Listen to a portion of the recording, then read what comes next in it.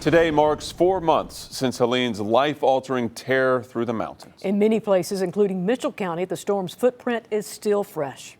We have team coverage of the 4-month mark and recovery efforts, starting with News 13's Justin Berger. He reports from downtown Spruce Pine, a town that has not given up on its future. To most people, this looks like a bomb went off. Yeah, it does, doesn't it? It looks good compared to what it was. It looks real good. Amy O'Connor owns this building in downtown Spruce Pine. This was called Live Oak Gastropub, and it was a really nice 5-star restaurant. 3.5 feet of water. Right about here. They were the lucky ones on Locust Street. Oh gosh, yeah, without the volunteers, we wouldn't have been able to do it. Mucking, hauling debris, tearing out sheetrock. You're down here crying one day, and the girl next door comes over and says, "Don't cry," you know. It was an emotional roller coaster. First, it was like, oh my gosh, what are we going to do?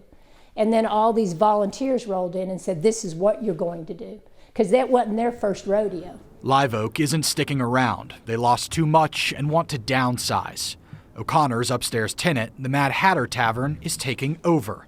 Hopeful to have paying customers by April 1st, they'll have a new art installation. So this is just some new eye candy for Spruce Pine. It's the first thing that we've completed since the flood.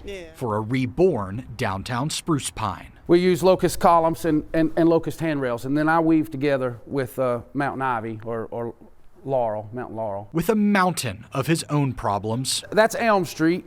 We're on Oak Street, Oak Avenue, and that's Elm Street. And so that where I've got my line up there with the stumps, that's the road. Chris Nash, owner of Mitchell Lumber Company, still has a hole in his business. The water was coming down the road so much. It was parting, going around my building until it found its way in. It's happened before. He said that wall had fallen in exactly like this in 1998. And he built it back.